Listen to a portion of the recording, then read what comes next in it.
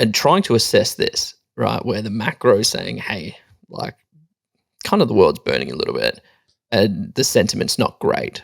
But on the flip side, when we're looking at like a lot of the business owners, the sentiment's the complete opposite, right? But also people around, like if you've got a restaurant, like it seems like you're doing quite well.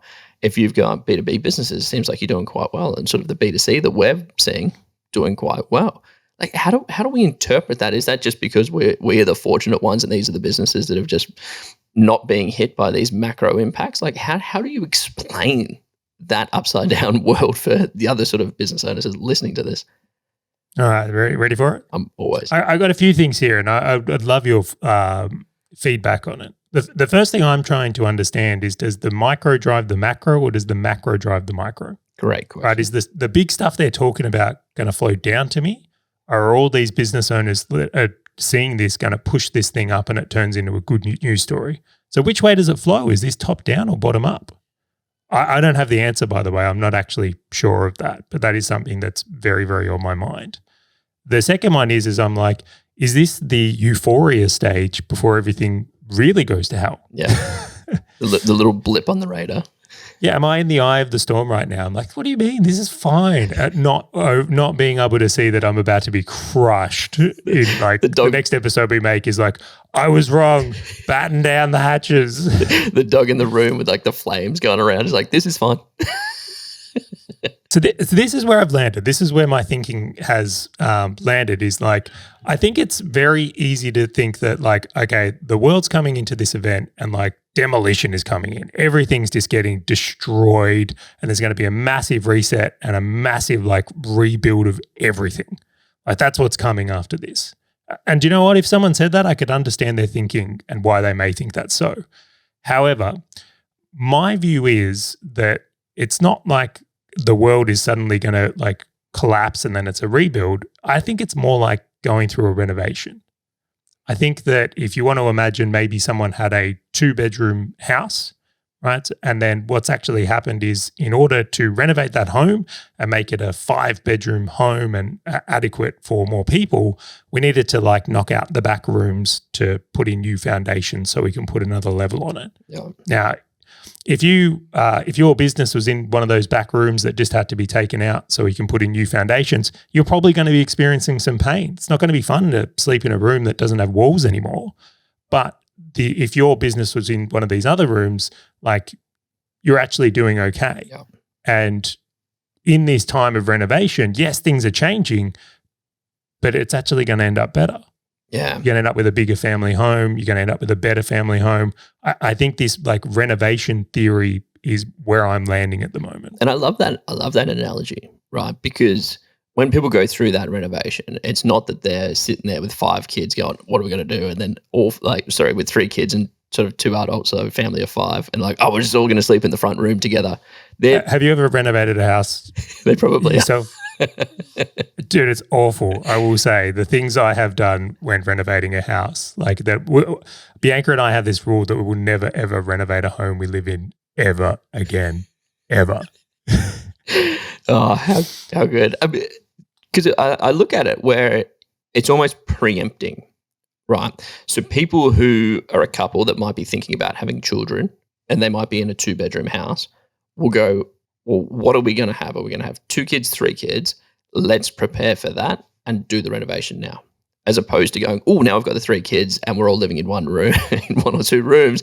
Let's go and do the renovation. It's preparing for something that's happening. It is a transformation. It is making the room for something that's going to happen into the future. And so that's why I love that analogy, because it's like, great, we're going to blow out the back 2 rooms to go build the foundations for the 3 additional bedrooms or 4 additional bedrooms on the top floor, because everything else just needs that foundation to go and grow onto it. And in order for us to innovate or step into that transformation, I should say, this is what we just have to do. And unfortunately, through that change, people are going to be impacted, and it's not going to be great for everybody, but it is for the greater good for everybody. And we're probably going to make a little bit more space than we needed because we need somewhere to grow into, right? There's no value on building one room and then fill it, and another room, fill it, like having too much demand and then trying to like fill the supply on the other side. It's better to have the room and then grow into that room before you need to go and do something else again. Yeah, I really concur with this thinking and methodology. That the risk I see is like if you were to follow too much of the mainstream news, and you're looking at these rate rises, and then suddenly you go super defensive, you can actually create your own recession. Yes. You could actually create bad times for yourself, Agreed. even if the environment is good because you're living in fear right now. Yep. And concurrently, if you're not watching any of the macro and you're just looking at your environment and you take too much risk, I think the opposite could be true. So this is almost like a time for balance. This is almost like a time where you need to be paying attention for both. So if you were going to accept this theory or look at the world in this theory, and you don't have to agree with me, by the way, or anyone listening to this podcast, but if you're experiencing the same thing, well, then how do you actually play this as a business owner becomes part of this conversation. And I wanted to make sure I included not just like the theory of this renovation, which I'm hopeful our audience, being we talk about property enough here, will be able to relate to that in general. But I think the whole how do you play it right now, how do you go about it is really important. So I'm going to jump into these ones. Go for it. I think right now your ability to collect market insight as a business owner is a full stack skill you need. You need to be able to look at the news, look at what's going on locally and interpret it for yourself, as well as get data points from other people around you right now. You can't be relying on one or the other. Not at all. If you're going on YouTube, it's like they're exaggerating the news cycle. If you're watching the TV, they're exaggerating the news cycle. One of the things I actually don't like about doing this podcast, Grant, is I feel like I need to watch some of the news to know what's going on in the world, where I would actually just turn that off. I wouldn't look at it. Yep. So I think having good data points as a business owner is a full stack skill right now. And then the second component of that is I think the idea of like you're either taking risk or not taking risk is broken.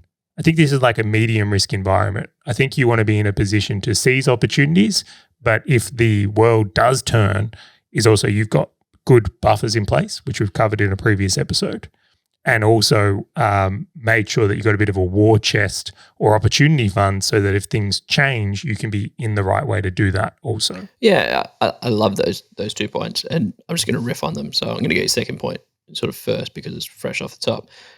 Think of risk like a kind of like a dimmer switch. Like it's not an on or off, right? Like there are different things that we do in life that we will be able to absorb different risks, and there are times that we should load up. And it's all obviously dependent upon my business, my situation, what I see and how I'm interpreting things, because that is very different for everybody. But just to your point, Charlie, don't think of risk as either it's an on or an off. This is all calculated. It is what do I need to have as buffers to support the here and now based on what I'm seeing, which supports into your point number one, which is the data and interpretation of the data. But the second one is to also maximize the opportunity.